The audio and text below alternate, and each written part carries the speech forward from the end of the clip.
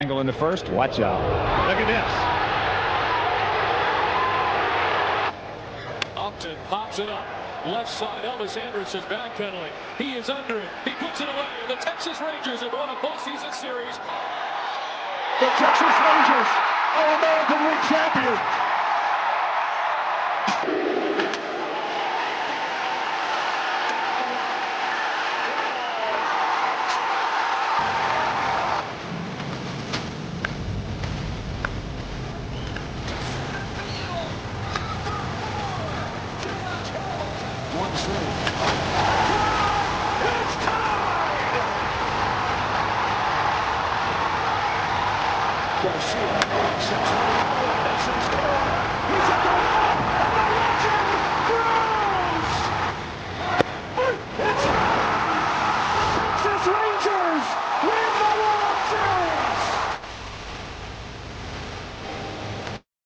Hi, and welcome to another edition of Right on Rangers Live, coming at you after a 7-3 victory and series win over the Seattle Mariners. My goodness, that's how this team has been all year, man. Just such a weird team. Weird team. The game you thought arguably they would have the most trouble winning. George Kirby, the 1.25 ERA, whatever he had coming into this game against Texas, it was absurd. Rocker coming through with a big home start, a place that ironically, compared to last year and even the year before, Rocker just, notoriously a really good home pitcher, a bad road pitcher. It's actually been the exact opposite this year. He's been pretty good on the road, and he has been bad at Globe Life for whatever reason. I mean, I don't always think these things are super explainable. Kumar Rocker came to pitch today, and man, it saved the bullpen. I know you had to use Latz and Junis at the end. I do think we have to be consistent here. A bunch of us, myself included, were pissed off that Latz and Junis didn't get used yesterday. I definitely think in a 5-run game, the circumstances are a little different. I think there's an argument you could have potentially thrown Peyton Gray today and tried to get through that last inning without Latz. But, I mean, at that point, he had already been up. I get the idea of still using Latz today. I don't want to go in too hard on Skip because, look, if things go wrong in that 9th inning, I think that they actually explained it well on the broadcast. If you bring in Gray and he gives up 2 runs, you're going to use Latz anyways. Latz was already warm. I understand the concept. Now, had the Rangers been able to push it to 6 or 7, which I think they probably should have, Josh Smith had an opportunity late. I think that you could have made an argument that Latz definitely needs to sit down. Unfortunately, too, Latz ends up throwing 20-plus pitches, so probably not available tomorrow night. I mean, maybe, but probably not. And so for me, I don't want to go in too crazy on Skip today with the decision-making. I thought Junis was a fine move. I think there's an argument Gray could have been in over Latz, but you know what? At the end of the day, you got a series win, and that's huge. You figure Latz maybe is down tomorrow, and you have an opportunity to still go down to Tampa Bay and do some good things. I mean, look, I don't have a crazy amount of issue with Latz coming in the 9th inning. I just don't. I know some people are going to harp on that. I'm not saying that it's a perfect decision, but with Latz already having thrown, with the potential to have to put him in anyways, I'm all right with it. I don't think we needed to use Latz today. I don't think it was the worst decision in the world that we did. If I could kind of waffle a little bit and just kind of ride the fence slightly here, I don't think it's the worst decision to play Latz. I don't necessarily think it's the best one, but I think it made sense considering you're at a 5-run lead. He's already warm. He had already been throwing. And if Peyton Gray comes in and gives up a couple runs and gets into trouble, you're throwing him anyways. It's a tough call. It's not, I don't think it's super clear cut one way or the other, in my opinion. We can agree to disagree. I know I saw some people kind of chiding Skip online. In my mind, I thought give Peyton Gray a shot, but the other part of me kind of says, you know what, I don't hate the decision to put Latz in this ball game. Just wish he could have got through that inning a little more efficiently. I was really hoping Latzy was going to give us one of those like 7-pitch inning specials where he just mows through the top of the ninth and it's a breeze. Wasn't really that, unfortunately, for Jacob Latz, but we get through the game. Let's focus on the positive, right? We won 3 out of 4 games against our this year, I think, most competitive division rival. I know the Astros are right there as well. Don't want to constantly count them out. I definitely feel like at this point now they are kind of the close second. So we look to see what the Astros do tonight. They are out in LA playing the Angels. That's going to be interesting. But I feel like this couldn't have been any better of a series beyond maybe getting the sweep. Who knows how today goes if you have to burn, Latz and Junis yesterday. It's hard to do the butterfly effect thing with baseball. But I will say this. You got 3 out of 4. That was more than what I expected. So could they have won 4 out of 4? Abso-freaking-lutely they could have. But the fact that they win 3 out of 4 is huge. I was going to be happy with 2 out of 4. I was going to be happy with a split. I was at least going to be, I would say, not panicking. Let me rephrase. I was at least going to be not panicking with a split. Definitely pumped that we are able to get 3 out of 4, man. I think that you just cannot understate how huge that is and was. Let's get into players of the game. Joc Pederson. I posed the question. I know we've been talking a lot about a potential Joc trade. I know that's not going to be a popular thing to say after today's game, but I still am sticking by it, y'all. I think Joc and what he's doing is huge. I've got to wonder if CY is licking his chops a little bit with maybe potentially getting some return on investment for Joc Pederson. I know that prisoner of the moment, or I should say prisoners of the moment, are not going to love the idea of trading away Joc Pederson. But I do think that games like today have clearly raised the stock. And it is going to be a tempting proposition to trade Joc. Very tempting. I think right now there would be a number of teams that would really love Joc's services in the NL. I don't think you trade Joc to an AL team. I think that's just asking for it. I think if you wanted to get some value, it would not be the worst thing in the world to get that done. Now, if you trade Corey Seager, which would be wild, but if they do, I don't know. I feel like don't trade both those dudes. Maybe they do, but you got to have somebody DH. Maybe it's Brandon Nimmo occasionally. There's some other lefties that they could probably throw in that mix, but I feel like you keep one or the other. I know some people are going to say, why trade Joc? Here's the reason you trade Joc. The reason you trade Joc is because he's on an expiring contract, and you're not going to pay him $18.5 million. I know it's a very foreign concept to some people, but I would submit, think about this a little bit less like a fan and more like a businessman. I don't think that it really takes a lot to figure out. The playoffs are not a lock for the Rangers here. Are they looking good right now? 100%. Absolutely, they're looking good right now. But are they a lock to make the playoffs? No.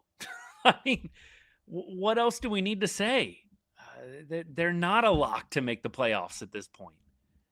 And so, do you want to potentially miss the playoffs, keep Joc, and get nothing for him? Let him walk in free agency. That's the danger.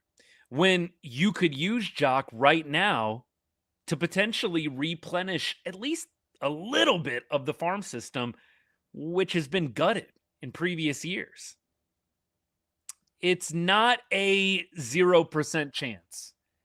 I do want to throw that out there. It's not a 0% chance, just like trading Corey Seager is not a 0%, definitely not going to do it. the more that I think about a Seager trade, the more I am definitely, I don't want to say wanting to see it happen, because I really don't. Seager should be a franchise guy that's around forever, but he's just not figuring it out with the bat and the injuries, more importantly. Now, it's Corey Seager. Could he get on a heater immediately after getting off of the IL? Probably. It's within the wheelhouse. It is within the wheelhouse. But I do think the more I mull it over, it makes sense, right? You've got an ability to actually trade Corey right now. You can trade Corey to 22 other teams. When the offseason hits, he's got a full no trade. He's got a full no trade.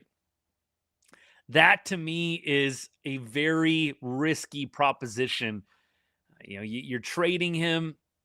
It's kind of like a catch-22 in my mind. What you do with Corey Seager is probably going to be the biggest question at this deadline, I think. You can trade him. You can maybe find someone that's willing to eat a little bit of the contract, give you some good stuff back in return prospect-wise. I think that it's probably going to be Corey sticking around. If I had to just make a guess right now on what happens, I would probably tend to think that he sticks around and the Rangers take their chances. But some of these expiring contract guys, I do think are more tradable than what some fans think.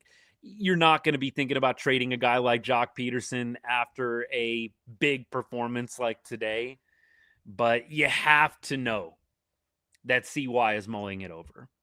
Have to.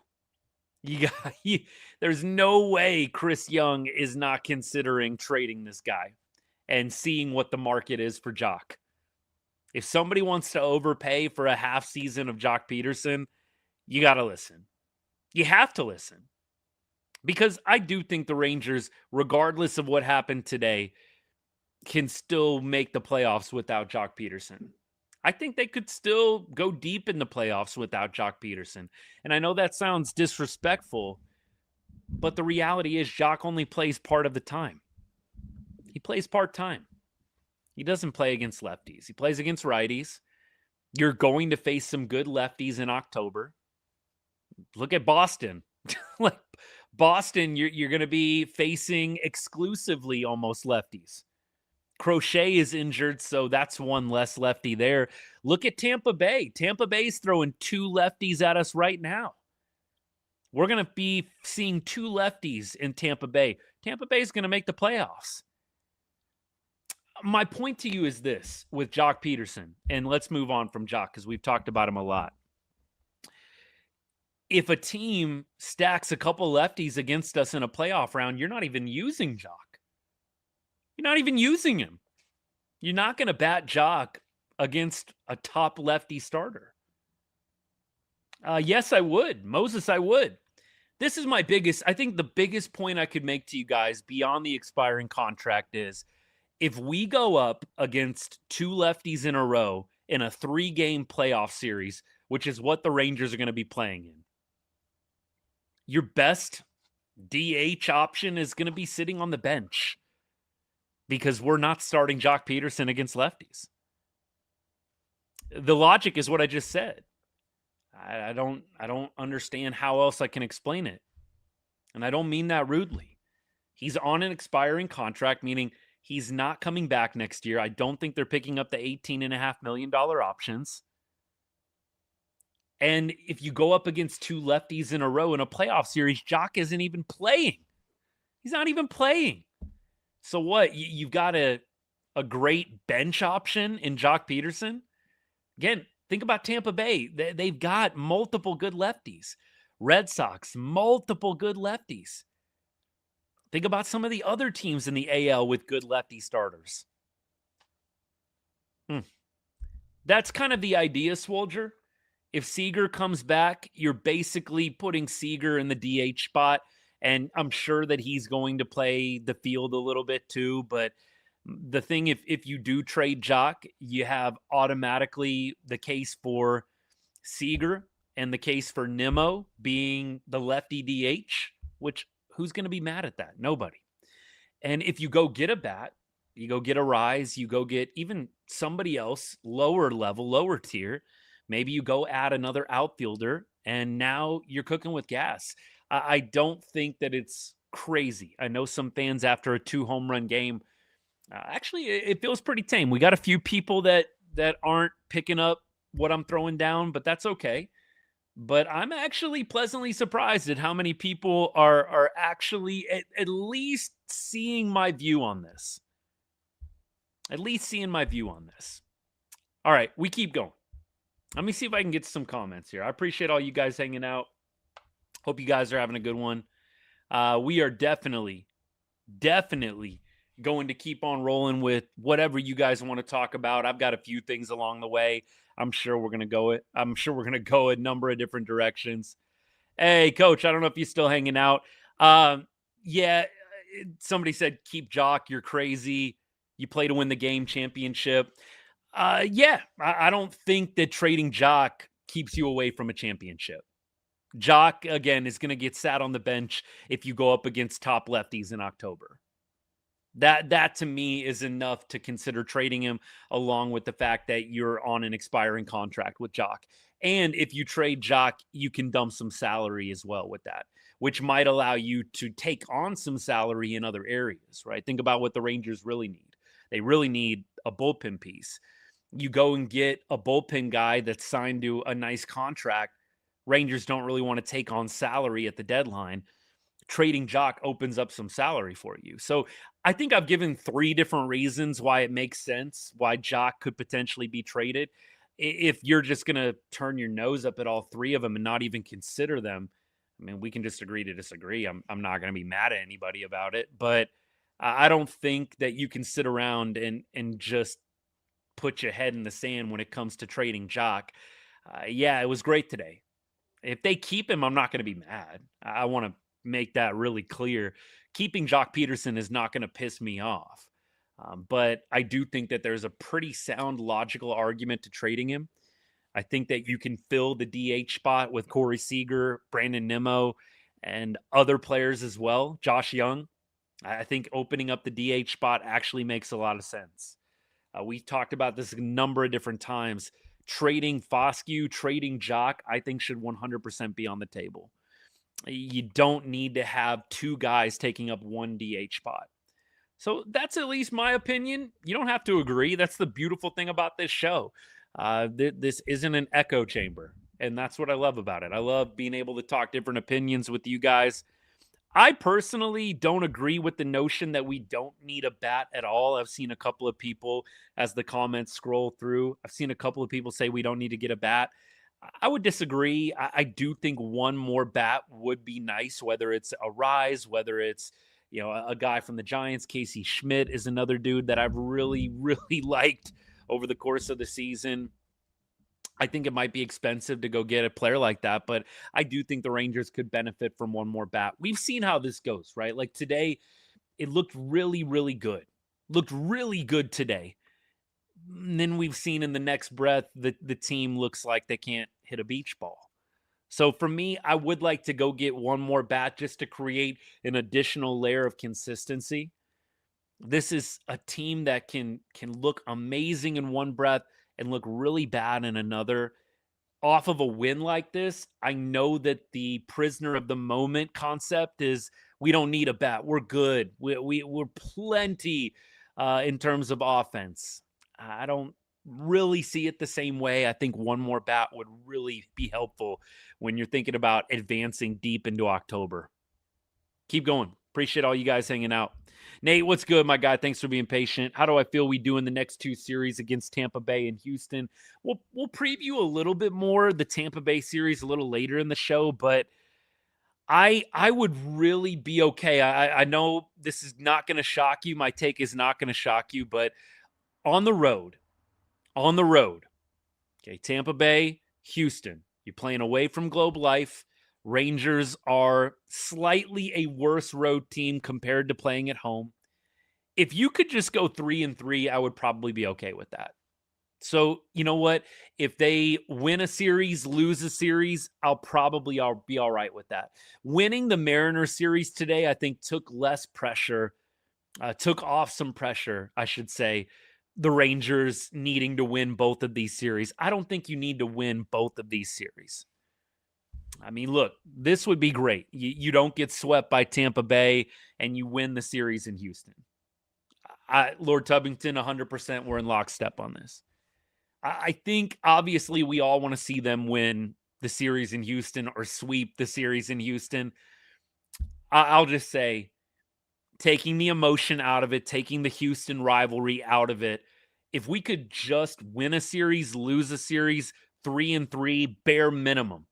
Obviously, I want to see them sweep both of these series and go on a little 7-game win streak here. Of course. But if we can just go 3-3 in some way, shape, or form, 3-3 this week, you'll take that.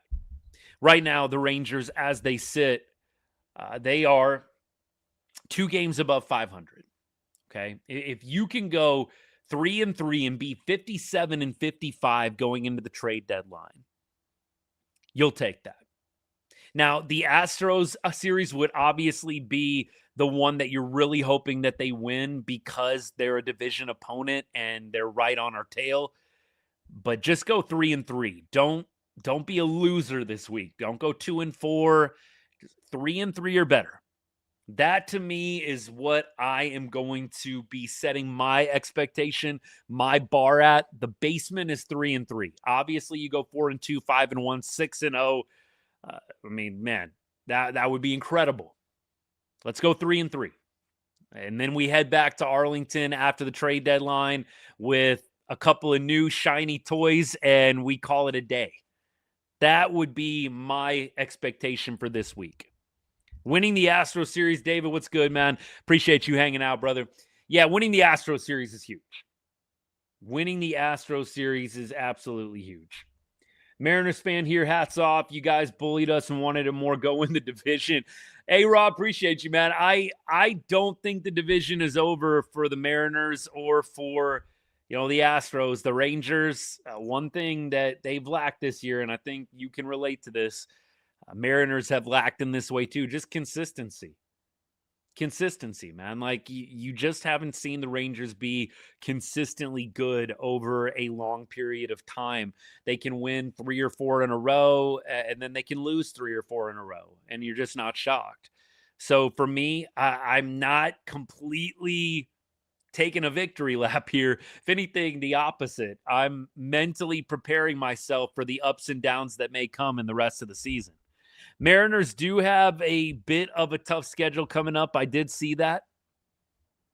Adding Kevin Gausman would definitely be the type of move that I wouldn't mind seeing the club make. I've been very clear. You don't need to get an ace. Like, you don't need to go get Tarek Skubal. If they do, am I going to be upset? No. I've got Tarek Skubal wearing Ranger red, white, and blue, baby. One of the best pitchers in the game. I'll take that. I mean, look, that's like shades of the Cliff Lee trade back in 2010, baby. But I think the Rangers realistically just need to get a guy that is not so volatile. Like Kumar Rocker, been great over the past couple of starts, right? Do we really trust that he might not have a couple more bumps along the way the rest of the year and in a playoff spot? Yeah. I don't think anybody is feeling 100% good against Rock. I think that you have definitely got to at least see what's out there, see what deals you could possibly make. I know Singer from Baltimore has gotten brought up a little bit as well. There's a couple other names out there that I think are interesting. The Rangers would be wise, I think, to consider what could we potentially get out there to improve the basement of our starting pitching. You know that you've got some high-end potential with DeGrom and Eovaldi. How can we improve the basement? That's my thing. We keep rolling here. Appreciate you guys. I would argue bullpen help is more important than starting pitching. Yeah, me too. I think they need to prioritize getting a bullpen piece. After that, it would be a bat for me, and then starting pitching would be last. I do think that you might see the Rangers not add a bat. I do think that's a real possibility. I think they're at least going to go out there and get a bullpen arm or two. That to me is obviously what the Rangers are going to take care of first. I don't think that there's any question that is the number one priority on the Rangers list this year for the trade deadline. We keep rolling. All in the development, win or lose this year. Well, exactly, right? We've talked about how the young guys on this team are really going to determine whether or not there's a rebuild. Wyatt Langford, he's looking great right now. If he launches himself into superstardom, truly, some people I know might be thinking he's already there. I would say he's working his way there. He's shown you flashes. But again, let's go back to that word consistency. Do it for a long period of time. Do it for not necessarily a whole season. That's hard to do, but I mean, do it for a majority of the season. And then Evan Carter, that's another name. Is Evan Carter going to continue to do what he's done over the past several weeks, which is swing a much better bat? Obviously, he's got a great glove. We know that.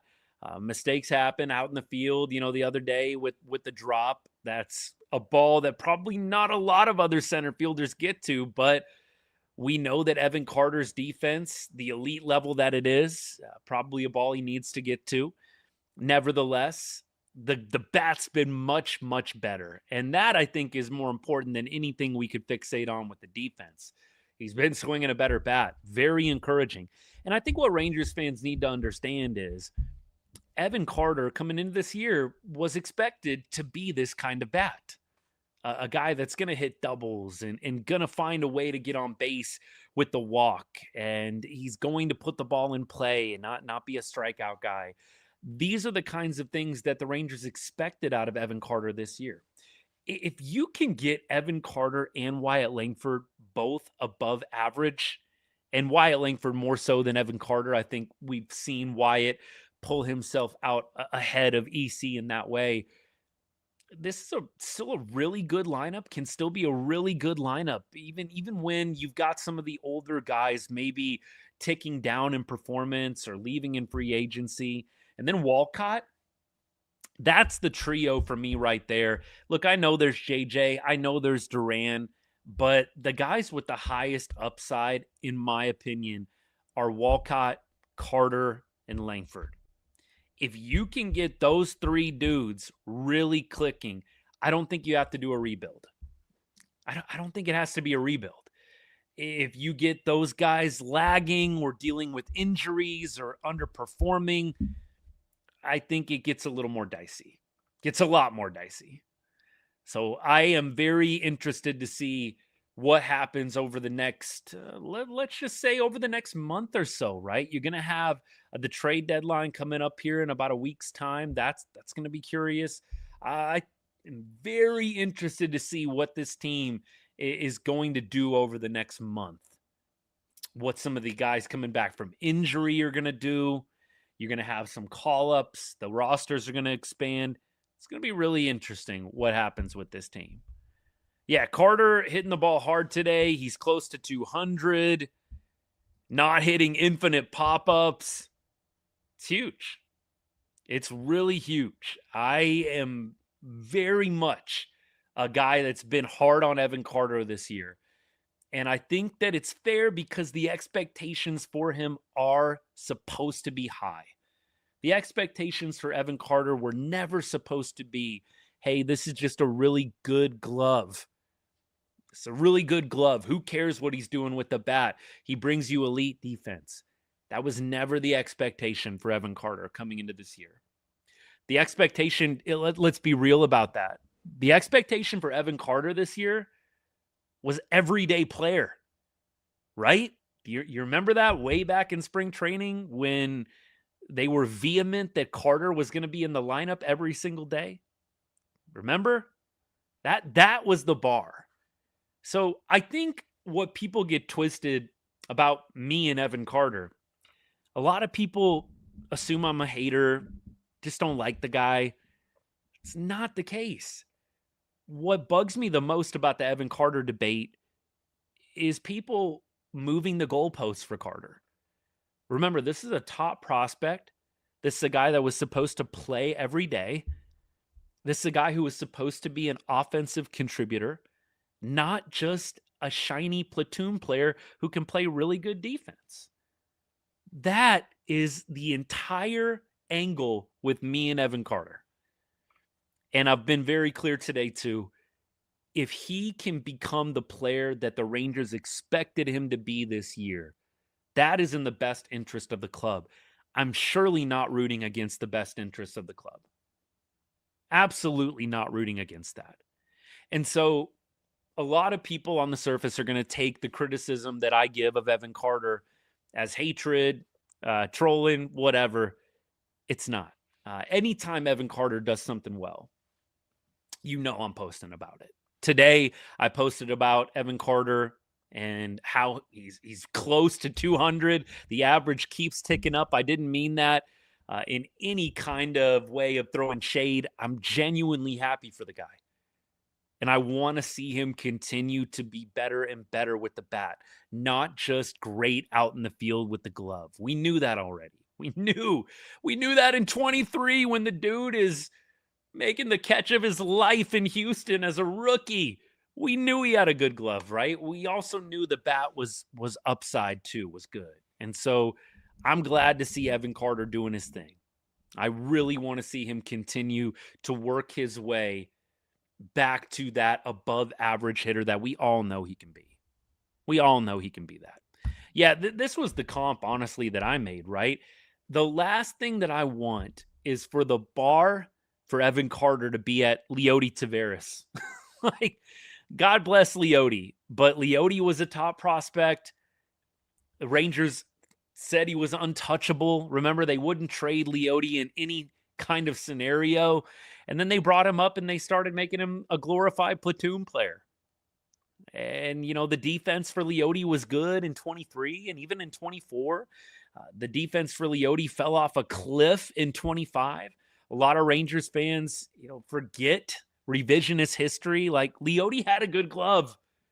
And then what happened is the glove fell off a cliff and his bat wasn't good. And so for me, I don't want to see Evan Carter become Leody 2.0. I made a video about this probably like a month and a half, 2 months ago. I don't want to see Leody 2.0 with Evan Carter. If you're CY, should you look? We already got through that comment. Let's see. Craig Gentry was supposed to be something, but was only platoon. Sounds like Evan is Craig, just a little more pop. Demon Hunter Cars, appreciate the comment.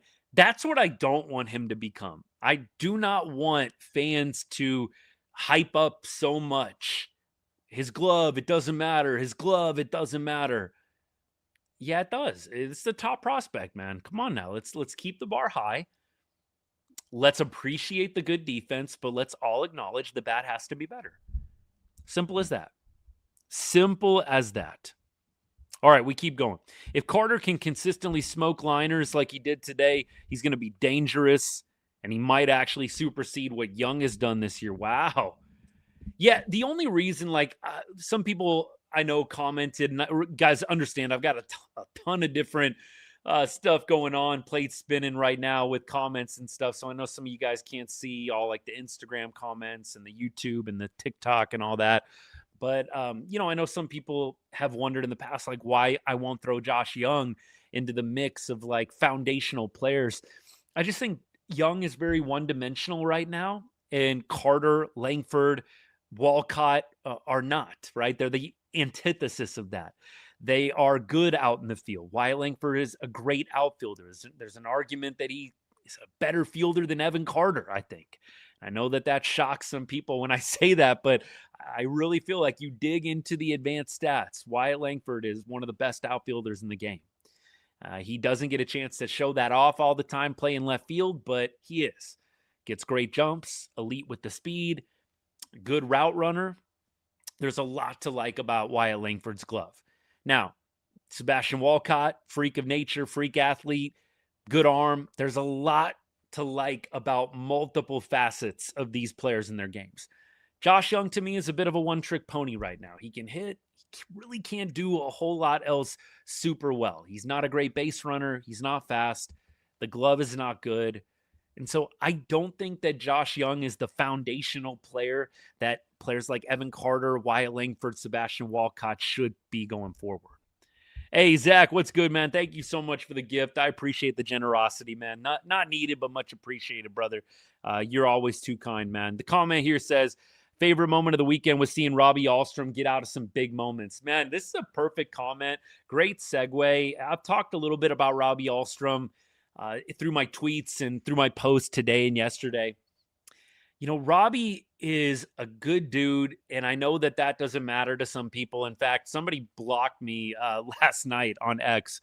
Freaking hilarious what people will block you over, man. But they were like, I commented, man, Cole Winn is a good dude, but he's just not having a super great year.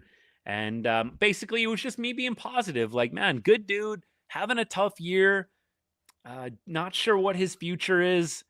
It's like, you're damned if you do, you're damned if you don't sometimes. Excuse my French. I know that's not bad language to everybody, but like I can't always win, right? I hope that all these guys can figure it out, Cole Winn included.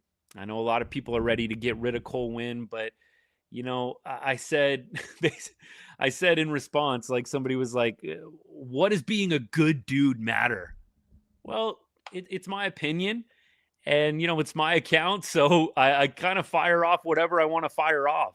If you don't think that matters, good for you, right? But I really like some of these guys, and I hope that they do well. It doesn't always work out. Robbie Ahlstrom, been following him for a couple of years. I think he's a good dude, and I hope that he's able to stay up on the major league level, but I don't see a super great path for him. Think about it, right? You've got Marco Gonzalez that you're probably going to DFA. And then it pretty much comes down to like Ahlstrom and Peoples. And the thing is, with Ahlstrom and Peoples, they're going to have a lot of lefties in the pen, man. They're going to have a lot of lefties. And I know this is a bad word for some of you guys, but like Robert Garcia is coming back. They are going to bring Robert Garcia back. In fact, they've already talked about him starting to throw again. Robert Garcia is coming back into the fold. And so I don't know if you want that many lefties out in the pen. You've got Latz, you know, you've got Alexander. You're going to have Bradford or Montgomery. You're going to have Garcia. Do you really want a fifth lefty out in the pen? Like, I just don't know. I think it might be kind of a numbers game there. Do we really want 5 lefties out in the pen? And I don't want to send Ahlstrom down. I don't want to send him down, but Peoples has been pretty solid. I know he gave up the home run on a really actually pretty good pitch. When was that? That was like multiple series ago. Peoples has been really solid. I just think it's a numbers game with Robbie. Hey, Demon Hunter Cars, appreciate you, man. Thank you so much for the jewels. Man, it means a lot. Again, not needed, but much appreciated, brother. Thank you so much. Appreciate you hanging out today. Let's keep on rolling. What other comments did I miss here? Mason Miller should be our closer. Demon Hunter Cards. I got to agree in that Mason Miller on this team sounds very tantalizing, but I just don't think the Rangers are going to give up the equity. I don't think they are going to give up the farm and the things that they've built up in the farm for Mason Miller. And the Padres, I think, are going to be waiting for that King's ransom deal. I don't think they're just going to take anything. Let's see. Pineapple G coming to the stadium on the 5th. That's awesome. David, what's good, my guy? David says, bye, Garcia. I know a lot of people probably wouldn't mind parting ways with Robert Garcia, but I'm telling you, the club is hell-bent on bringing him back, just like they were with Chris Martin. So I don't see any scenario where Chris Martin doesn't come, or excuse me, where Robert Garcia doesn't come back. I really don't. Let's see. We're only 2 games above 500, but I thought this season was done in June. I was ready to fire sale. I've been pretty consistent. Like, I've never said fire sale. You know what I have said all year long? Like, stop being in the gray area. Don't do the 1 foot in, 1 foot out. Either go all in or at least some kind of tier of all in. You don't necessarily have to trade Walcott.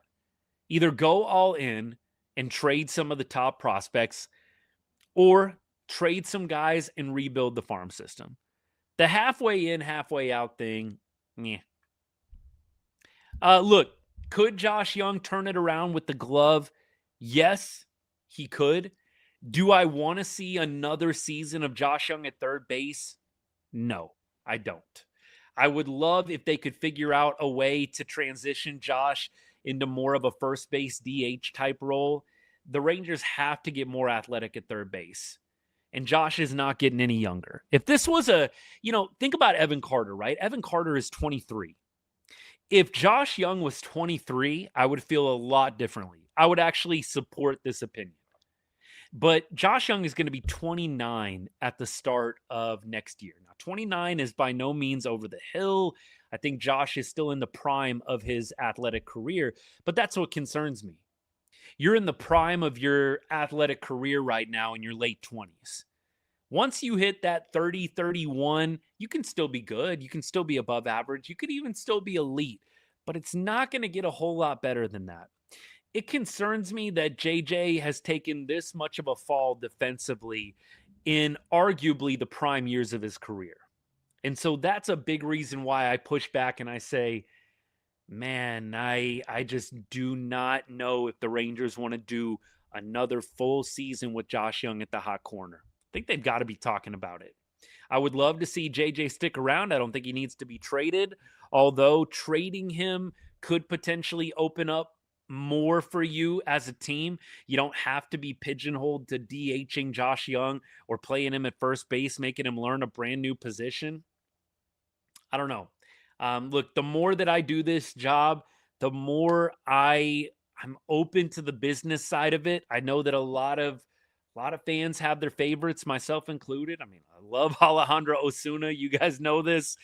Look, I'm a JJ fan. I can't say I'm like, get Josh Young off the team. But I guess the more I do this, the more I see how the wheels turn behind the scenes with the business side. I don't get it right every time. I'm not trying to say that I do. But I don't think it is like an untouchable situation with Josh Young either. Being ridiculous that loss yesterday, Blake says still stings. 4-game sweep would have been huge. Look, I think Skip got a little greedy yesterday. The quote that Evan Grant came out with essentially was like, Skip was hoping to save Junis and Latz for tomorrow, so that's why he didn't use them yesterday. I don't love that strategy either.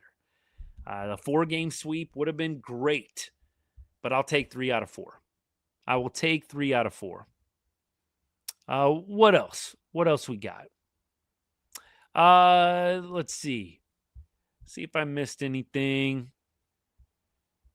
I think we're doing all right. You guys are talking about trading Seager in the YouTube chat.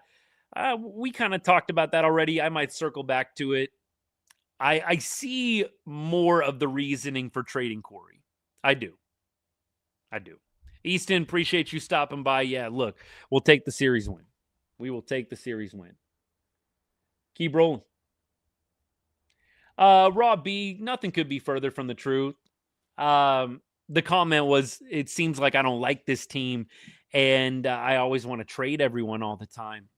I think that's a little unfair. I think just because I'm sitting here giving you my analysis, telling you who I think is untouchable and who isn't, that doesn't make you not a fan of the team. Come on now. Let's scratch a little below the surface. That's kind of a surface level pot shot.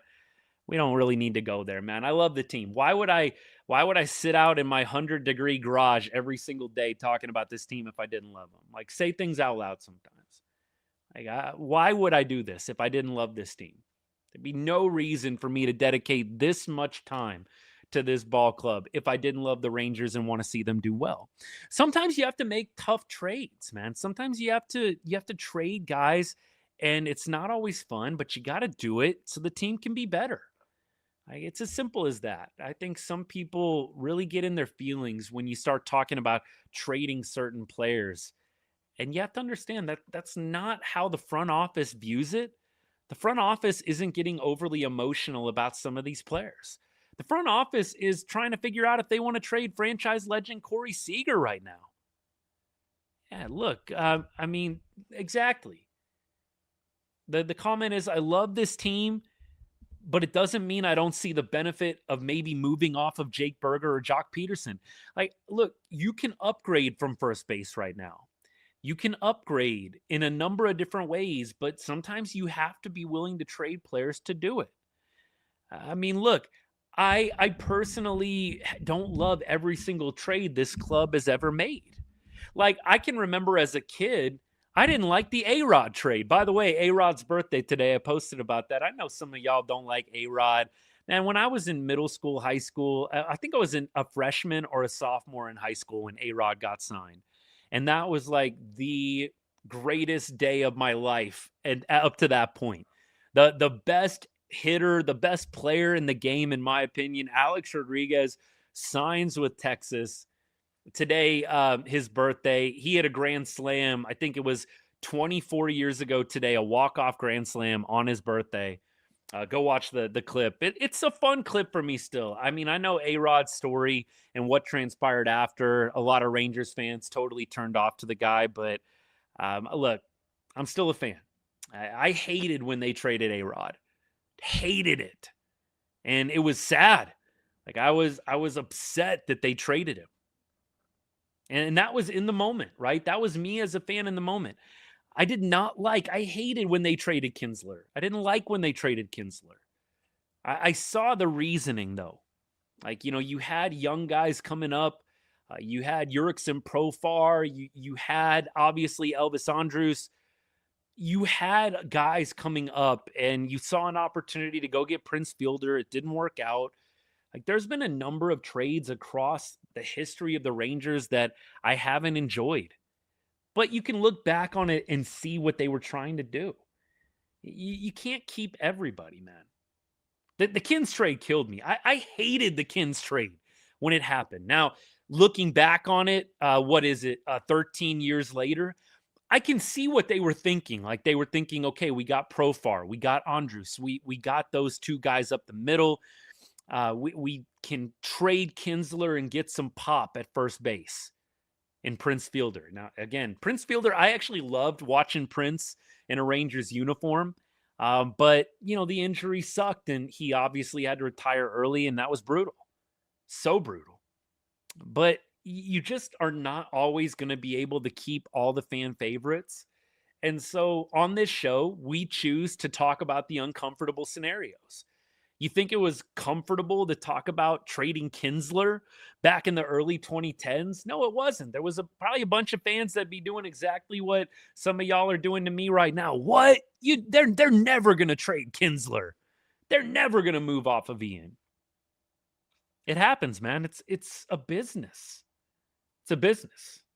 Michael Young, Trent, I got to agree with you. I hated that they traded Mike Young. I know that Mike Young and the front office were button heads, and it makes me laugh how some Rangers fans get like really pretentious about Mike Young. Oh, he's not a good teammate. He has to be traded. Come on now. Come on now. Mike Young still, regardless of getting moved around the field like 10 different times, I'm exaggerating, he showed up, and you know what? I always will gravitate towards, look at how the teammates treated Mike Young. When Mike Young was hitting walk-offs, they were mobbing him. Teammates loved MY. And so the fans that get upset about, Mike Young asking for trades, first of all, Mike Young is loyal to himself first before he's loyal to a team that clearly is going to do what's best for them. And they did, right? They signed Beltre. Mike Young, you're moving. You're moving off third base.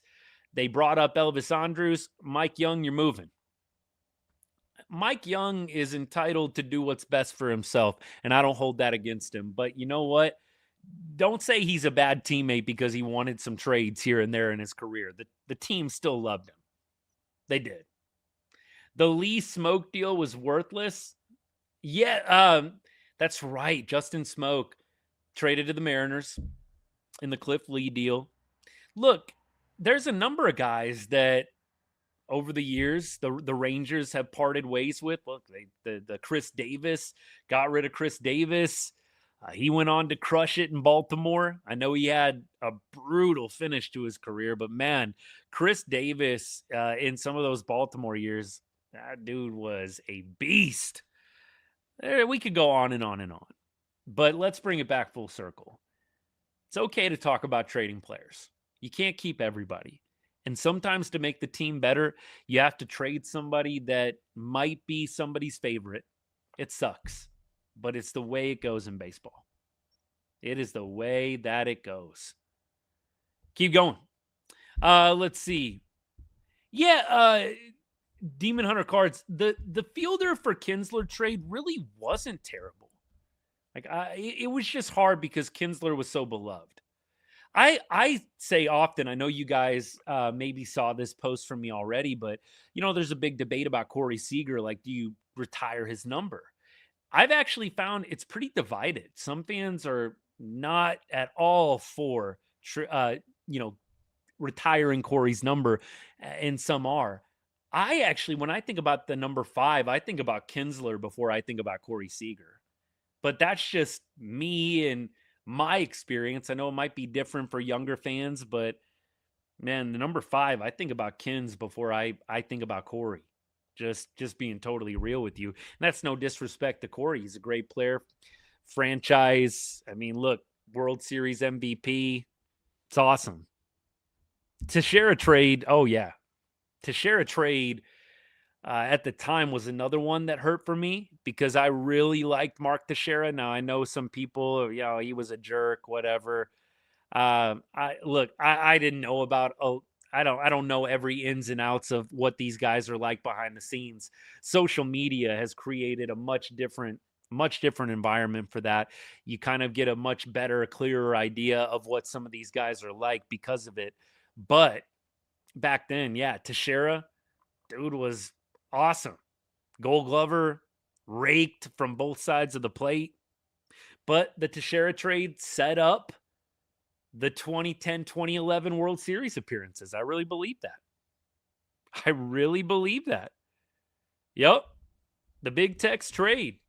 That's an example. Like, I don't want to say it's it's perfect, but like, we got people worried about trading Josh Young. We traded Mark Teixeira, who's better than Josh Young. Like, that's to me, I think some of this stuff you again, I say this a lot, but just say things out loud. Like, we traded Josh Young. We traded Michael Young. We traded Mark Teixeira. We traded Michael Young. We traded Ian Kinsler. And we got people balking at trading Josh Young or trading Jake Berger. Come on now. It's a business. You got to talk about it sometimes. All right, we keep going. Appreciate all you guys. Let's keep on rolling. Doing pretty well. Okay, cool. Yeah, Tex did get traded to the Braves, and then got traded to the Angels, and yeah, he made it around the block. That's for sure. Elvis definitely was a good comeback for Tex. That is for sure. Elvis is a guy most people are going to remember for a long, long time. Tex trade might have been the best trade ever returned. Yeah, look, it was absolutely a good trade, I think, long-term. I think it benefited the Braves. I know that ultimately they traded him away, and I don't know if they really got anything crazy back for him when they traded him to the Angels. I would have to go back and look, but either way. What if the Rangers kept Joc? I don't think that would be the worst thing. Like, if the trade deadline passes and Joc Pederson's still on the roster, I'm not going to be boo-hooing about it. I'm going to be like, you know what? I might have considered trading him, but they kept him. Let's ride. That's the kind of fan I am, though. Like, you're not going to see me railing against that. Now, let's just do a worst case scenario. You keep Joc and then he crashes and burns in the second half after the trade deadline or the last 2 months. That would be painful. That would be really, really painful. Marcus, I don't think there's any way they're picking up the $18.5 million option. I don't think there's any way they're picking that up. Maybe, but I just don't see it. I don't see it. Part-time player, aging, bad 2025. I don't know that Joc is getting $18.5 million on the open market. That would be a big surprise to me. And I would not be in favor of the Rangers investing $18.5 million into a part-time player. I think the Rangers need to spend that money. They need to spend that money elsewhere. We'll see what happens. We will see what happens. Blake, I think a lot of people feel this way. My pushback would just be, again, if Joc Pederson goes up against a team that has multiple lefties in a playoff series, which you look at the AL teams, there's some rotations that have multiple lefties. He's not playing. And so I do think that it is tough with Joc Pederson if you're going up against the Red Sox rotation, which has multiple good lefties. Joc isn't even going to play. And so that is why I've been very consistent. Like, I think you can still win games without Joc Pederson. Is he nice to have? Yes, of course. Nobody's saying he's not. But Joc might not even play in a game 1, game 2 if a team loads up double lefties game 1, game 2. Is it still worth it? I would submit to you, I don't know. Like, think about it. Let's say we play the Yankees. We play the Yankees round 1, right? They're going to throw Cole, Fried, and aren't they going to probably throw Rodon? Isn't that their top 3? Maybe Schlittler, he'll be in the mix. But the Yankees have multiple lefties that they're going to throw at us. Tampa Bay is going to throw 2 lefties at us right now. And by the way, wild card round is a 3-game set. So you're telling me that potentially Joc Pederson is going to get sat in 2 games of a 3-game series. That's tough. And that's why I say it might make more sense to trade him than not. Antonio says, I'd hate to see Young get traded. Antonio, what's good, my guy? Good to see you always, bro. But I still don't think even if he stays here, he'd be here long term since he's a Scott Boras client. Well, yeah, that's another thing. And Josh Young has, 2 years left? 3 years left? Matt, thank you. Like, this is all I'm saying. I think some people, again, every time I talk about trading somebody, people get pissed off and think I automatically hate someone. I don't. I like Joc. I think he's had a great year. It's been a really good year.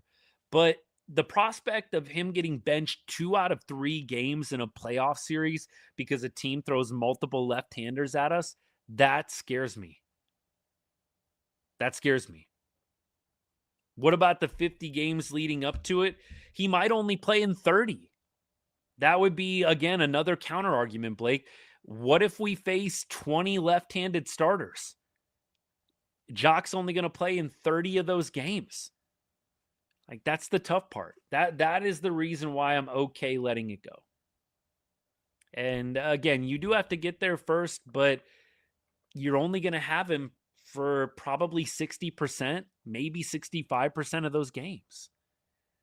So yeah, absolutely. Agree to disagree. I don't think that Joc Pederson is a necessary part of getting to October. That might be a hot take, but that is how I feel. I feel like the Rangers can still make it to the playoffs without him. Absolutely can. I think they've got a good enough team to get it done. And you know what? How painful would it be if you don't make it and you hung on to Joc Pederson just hoping that it would all work out? We'll see. Good pitching affords us to keep winning games with lineup guys down. Today, absolutely, with Kumar Rocker. Absolutely, man. That was huge. Kumar Rocker today was huge. Not a problem letting JJ go, but please get a splashback from me. No problem with trading Joc. Yep. The only untouchables to me, let me just be clear on this. The only untouchables to me, Wyatt Langford, Sebastian Walcott. And you know what? I I really hesitate on this one. I don't want to see Evan Carter get traded. This year, I wouldn't mind if the club tried to upgrade, but I don't really want to see Evan Carter get traded. That to me would be a big risk. I know some people are ready to trade Carter. I'm actually not. I don't want to see him get traded. I think that he has still got a higher ceiling to reach. However, I think you could try to upgrade the outfield this year, and that would be okay. That would be all right. Let's see. If you hang on to everybody and you don't make the playoffs, yeah, Seager trade in the offseason would be a lot trickier. Rangers have been linked to Marte. Did I see Marte like deleted all Diamondback stuff off his Instagram? I think that is a real thing. So we'll see what happens with Ketel Marte. Blake says you take Joc out of the lineup against a righty without Young and Seager, it's over. Yeah, but Young is going to be back. I mean, Young is going to be back. I think Seager is going to be back. And so let's just go back to my argument. You basically, at this point, if you traded Joc, you're basically just replacing him with Corey Seager. I think when you say it out loud like that, is that really that bad? No, I don't think it is. You're basically replacing Joc Pederson with Corey Seager. Oh, OMG. That's the worst thing ever. Like, I don't know. I will take Corey Seager for Joc Pederson. Like, I know Corey has not been playing well. We sat through a terrible 2025 with Joc Pederson. I'll take my chances with Corey Seager. Are we sure about Corey Seager coming back healthy? I'm pretty sure he's going to do a rehab assignment probably tomorrow or Wednesday. Yeah, I mean, I think he's probably going to be back this weekend, unless something doesn't go poorly. Now, Blake, where I think you and I can get on the same page is if Corey Seager's out for the season, then I do think the argument to keep Joc is much, much stronger. If you believe, though, that Corey is going to come back and that he's not going to get hurt again, which is a big risk, then I do think it makes a lot more sense to potentially entertain keeping him. It's going to be interesting. He's not hitting well. Is it 180, 10 homers? He's not hitting well. We'll see what happens. I'm going to go glass half full on Corey Seager, though. Wynn and Carter for Trout, no way they're doing that deal. No way they're doing that deal. Yeah, I don't think they're trading Evan Carter. I just think he's too valuable. I don't think they're going to trade Evan. Hey, let's preview the series real quick for Tampa Bay. I know we could do potential trade talk forever. By the way, we will most likely be doing a trade deadline show. I'm going to see what I can pull off, but I'm hopeful we can do a trade deadline show and we can talk about the last 30, 45 minutes, see what deals go down. It's going to be an interesting next week of baseball. By the way, Rangers have not announced a starter. I would think they go Cal Quantrill. Maybe they go Tyler Alexander opener again, but I would think that they would be throwing Cal tomorrow in some way, shape, or form with maybe Alexander coming in front or behind him. That to me would be the most logical choice, but we'll see what they decide to do. Yeah, to me, Langford, Walcott, untouchable. Carter, kind of a borderline, but I would probably not trade Carter either. Everybody else, to me, I mean, Evaldi, DeGrom, if you're trying to win now, obviously you're not going to trade those guys. But there's a lot of other dudes that I think are guys you could trade. Not selling low, not just giving them away, but I think if you see an opportunity to upgrade, there's a number of positions the Rangers could upgrade. All right, we keep rolling. Jax is throwing, by the way, for Tampa Bay, righty. So we will see the lefty lineup. But then I think Wednesday, Thursday are lefties, if I'm not mistaken. We'll preview the series real quick. Berger, 1 for 6 against Jax. Duran, 0 for 2. Diaz has an AB, but he walked in that AB. Langford, 0 for 1. Nicky Lopez, 2 for 8. Nimmo, 0 for 3. Josh Smith, 0 for 3. By the way, somebody was commenting about Cam Cauley, like why does Smith start over Cauley? I don't know. I think that they're running out of reasons to keep playing Josh Smith over Cam Cauley. But I think the lefty-righty thing is probably what's keeping it there. All right, let's keep going here with other matchups. The rest of the weekend, we'll see what is planned. We've got, looks like on Wednesday, they're going to be starting. Oh, not posted yet. Wednesday, Thursday. Thursday, by the way, early game. That is an 11:10 a.m. game for you guys in Texas on Thursday, the getaway day before the Rangers go to Houston. So that's all we got for now. I guess we'll have to preview more tomorrow night when they play. Who is tradable right now? Depends. I would say if you're trying to win, don't trade DeGrom, don't trade Evo, don't trade Corey. I do understand the reasoning for Corey getting thrown out there, being on the trading block. But if you're trying to win right now, don't trade Corey, don't trade Evan Carter, don't trade Wyatt Langford, don't trade DeGrom, don't trade Evo. Anybody on an expiring contract, I think you should consider trading, but you don't have to. There's a lot of guys on expiring contracts that definitely are playing well. You know, Jacob Junis, Tyler Alexander, Joc Pederson. You've got obviously Kyle Higashioka, who's injured, probably not going to get traded.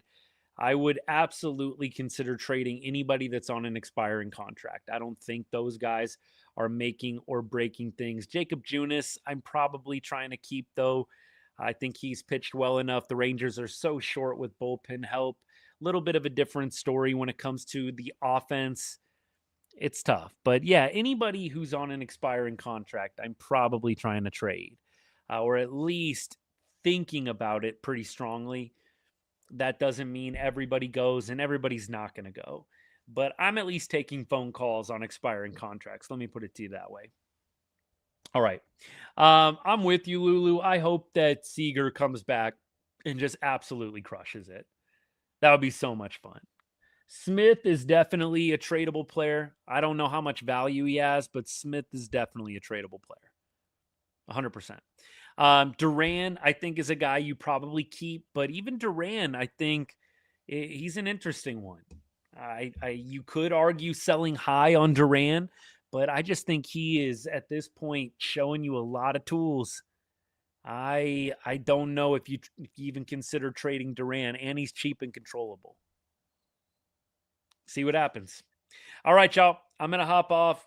We will probably have a video out to you guys later tonight, by the way, and then we'll preview the series tomorrow in another video. So got a couple of different vids coming to you over the next 24 hours, and then we'll be back tomorrow night, 8th or 9th inning, to talk about hopefully another Rangers win against the Tampa Bay Rays.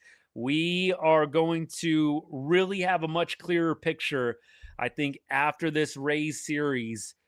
You know, what are the Rangers really like? What is the makeup of this team? They're playing a really good Rays team on the road.